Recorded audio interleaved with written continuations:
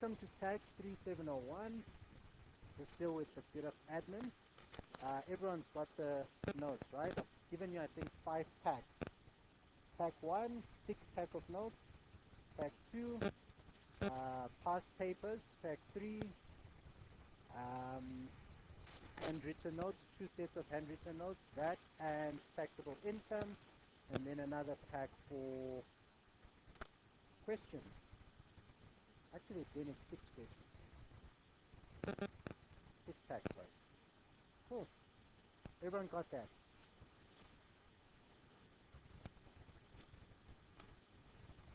Two packs of handwritten notes, 1 6-pack of notes, and then 3 packs of questions. Okay, and for those of you that been in my classes before, you know that I lecture mainly from the handwritten notes, so I will use from time to time this pack of notes, just for today probably, and thereafter I'll deal with the handwritten notes. Guys, comfortable with that? So okay, we're looking at that first, so you can put away the rest of the stuff. That and so it's just the 6-pack and the VAT handwritten pack of notes. That's what we're looking at today.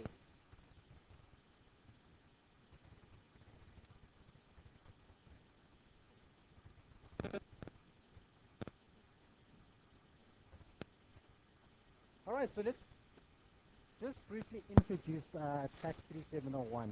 Tax 3701, very similar to Tax 2601. For those of you that have done Tax 2601, very, very similar. Taxation of companies, the only inclusion here is value-added tax. So I will spend a bit more time doing that and then less time doing taxable income stuff, because it will be very similar to what we did before.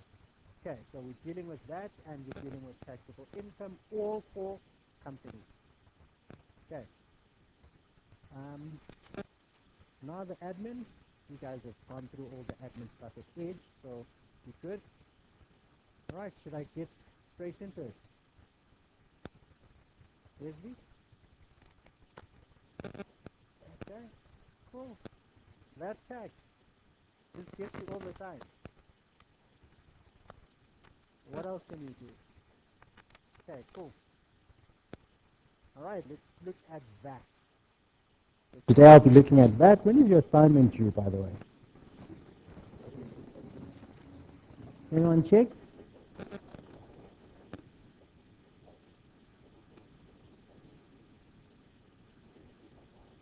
18th of March. Ah, so we've got all the time in the world.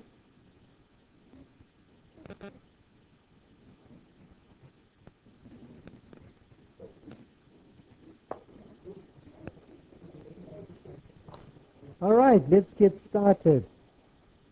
So I'm starting off by looking at VAT.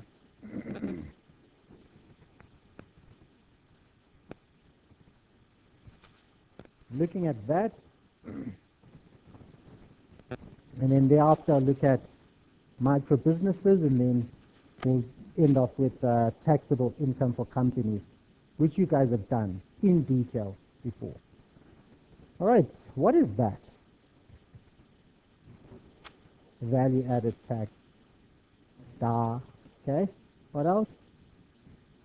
What else do you know about VAT? Tax on goods. Give you half a mark. Anything else? VAT? VAT? 14% moved up to 15%. All right. So let's look at the classification of VAT. When you're looking at the classification of VAT, VAT is classified as what we call an indirect tax. All right? An indirect tax that is levied on consumption. Okay, so not only goods, but goods and services. So it's an indirect tax on consumption, goods and services. So, how many of you have gone into SPA this year? All right, and how many of you have purchased something from SPA?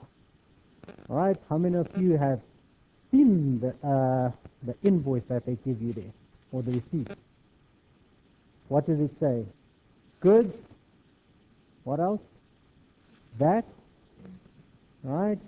And then they give you a total price. So, for example, if it's 10 Rand, they say 10 Rand, 1 Rand 50, and then 11 Rand 50 is what you pay. Have you ever seen that? Okay. You know, if you have gone to SARS to actually queue, and pay for that. Okay, but how many of you know that this tax is actually paid by you ultimately? Right? So every time you go to Spar, you buy something for 10 Rand, okay?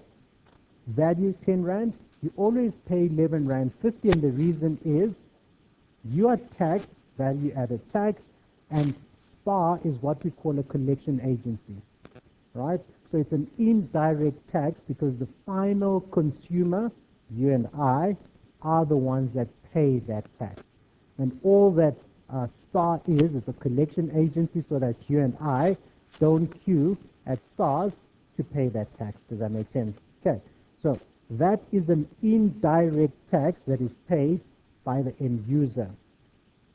So if I were to give you an example, right, very basic illustrative example. So let's say you're walking around, you pick up a piece of teak, wood, whatever it is, right, and you sculpt something from it. All right, sculpt, let's say a table, not sculpt, you make a table from that piece of wood. Okay, so having sculpted that piece of wood, you want to collect 100 Rand from that table that you've just made. If you're a registered VAT vendor, right, you will have to charge tax on that 100 Rand. Okay, so if you charge tax on that 100 Rand, ultimately you will want to collect from the final consumer how much? 115. And the reason you're collecting 115 is because 100 Rand represents your value, right? And 15 Rand represents the value added tax. So therefore, at the end of the day, you will collect 115, and that 115 that you collect is what we call consideration. Make sense? Right, so if I'm a registered VAT vendor, anytime I sell something, I need to charge 15% VAT. My value is what I want to collect for myself, and the VAT, right, is what I collect on behalf of SARS. Right, it's an indirect tax because the final consumer is the one that pays the 115 Rand. Okay, so let's assume I take this table and I take it to a middleman. Right, I sell it to a middleman. So selling it to a middleman, what do you think are his journal entries? Actually, let me start with my journal entries. What are my journal entries when I sell this table?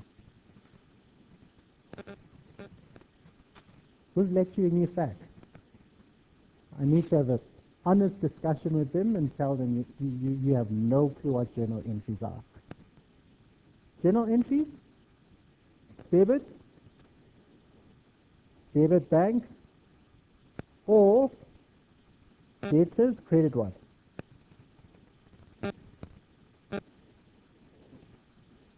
All right, I'm looking at the other side of the transaction, not the cost of sales side of the transaction. Not the cost of sales side of the transaction, I'm looking at the sales side of the transaction. Credit, I'm not looking at the inventory side of things. I'm looking at the sales side of things. I'm basically telling you, okay guys, come now. What is happening? Credit sales. Credit output tax. Right? It's called output tax, not output VAT. Right? Credit output tax. Guys, comfortable with that? Okay, so when I sell debit debtors or debit bank, credit sales, credit output tax. So let's look at the person that I'm going to sell it to. So I'm selling it to someone that's an intermediary, right? And that person will on-sell it to maybe game. Right, what do you think their journal entry will be? Person that is buying this. Person that is buying, what are they receiving? Debit Inventory? Yep. How much? 115, 100 Rand? 100 Rand. Debit input tax. 15 Rand. And credit, the bank or creditors, 115 Rand. So looking at the person that has just purchased these goods, again, 100 Rand represents their value, 15 Rand represents value added tax, and the total 115 represents what we call consideration. Make sense? Okay, cool. All right, so I sell, debit bank, credit sales, credit output tax. So from my perspective, this sale here is what we call output tax. Can you guys see that? And then from the person that is buying, or the purchaser is going to claim what? Input tax.